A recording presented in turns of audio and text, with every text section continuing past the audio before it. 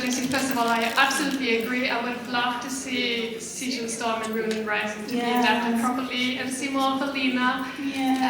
And that's also why I wanted to ask the question if there are any scenes from those books that didn't make it into the show that you would have loved to adapt, especially scenes between your characters. Like basically the whole books. Well, we obviously, because of the nature of the show and there's so many characters, like they had to lose a lot of the storyline. I mean, I think we were both grown up about it, but I think we were both really disappointed about how, the relationship changed from the books to the... I wasn't grown up about it. He wasn't so grown up about it. But obviously they wanted to explore different themes, they were wanting to explore themes of trauma and stuff, so they decided to go a different way with it. But I think there are so many amazing scenes between the two of them, and I love... Because I think the concern was that the relationship's toxic and they didn't want to glamorize it, but the problem is, like, in art, in literature, in films, like, we can explore these things in a safe way, and I thought it was a shame not to explore this toxic relationship, because it's something that is relatable and that people understand and people want to read about, want to watch. So there was quite a few scenes that would have been great for us, I think. It's a shame. We tried to sort of sneak in. Sneaky. We tried to sort of sneak stuff in there, because I think in the books they obviously have this sort of like dream tether in the second and third books, and you're being a bit saucy in your dreams, aren't you? Some of them. Yeah, the saucy dreams. Saucy dreams. But I think it was important to me to make sure that it did. Ow! Spoilers. That's why it was important to me that it did feel kind of toxic, because that's what we're telling a story about. So I think when I had those little moments of, like, there was a scene where I just have to, like, go in and blow and snuff out a candle, but I tried to make it really creepy, so that you could, but to kind of make up for all the stuff that wasn't in there. You know what I mean? Like, so sometimes just the way you do something small can be suggestive of, bigger scenes that aren't necessarily there. I think one of your jobs as an actor is to, like, take as much as you can from the source material and imbue whatever you are asked to deliver with it, Yeah. Thanks so much. No worries. Bon, alors qu'est-ce qu'ils aimeraient rajouter éventuellement qui est dans le livre et pas dans la série, donc elle dit tout, évidemment. Mais les deux sont d'accord sur le côté de leur relation qui est toxique, mais qui ne se montre pas tant que ça à l'écran. Bon, après c'est un peu le risque de rendre un peu glamour quelque chose qui est toxique, mais justement les gens ont peut-être envie et besoin de lire des choses auxquelles ils peuvent malheureusement des fois se voir dedans, quoi. Et il dit que là où c'était un petit peu subtil, c'est que ils ont essayé de montrer un peu cette toxicité dans la relation. Il dit à un moment, quand alors, je sais pas si fait un claquement de doigts ou quoi, j'éteins une bougie, j'essaie de faire de manière hyper glauque, un peu gênante, quoi, pour qu'on sache que c'est pas sain ce qui est en train de se passer, et d'essayer de mettre un peu de ça là-dedans. Hi. Hello. This question is for both of you. Mm-hmm. So, if another season had been made, would you like to see a different ending than the books for both of the characters, both in the way that they interact with each other in the future and then as individuals as well? As in, so if there was another season, would I like to change how the book ended? Yeah. Interesting. Yes. What would you do, Ben? I'd do a complete swap.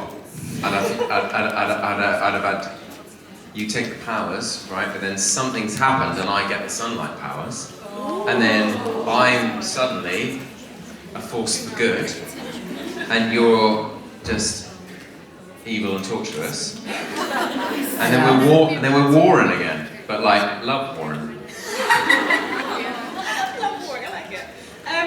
Do you know what? When I kind of revisited the books after season 2, I actually liked Alina's ending in some ways. I didn't like that she lost her powers, but I love the fact that the powers were given to all the normal people. I just love that as a concept, like not one person should hold all the power. So I really loved that about that ending. I was really sad that we missed so much from those books. So yeah, I kind of like it if Alina and Mal got to have their happy ending, but she did still have just a little bit of sun power, you know? We shot this actually, we did do a shot which I was really advocating for, which isn't in it. She's so bored of hearing about this, but we did do a shot where I was kind of holding Jessie's wrist and you were supposed to see like my power like pass to her like like essentially, like I knew I was about to succumb, and I knew she was going to kill me. So I wanted to like give her my power as I died, so because I knew she would need it, because she couldn't. I know that you know, being alive for that long, you know that you're actually going to need it, the dark and the light, in order to be able to like. And I was like, maybe she is the one who can do this in a way that I never could. And I thought there was something really beautiful about that, but it's not in there. So.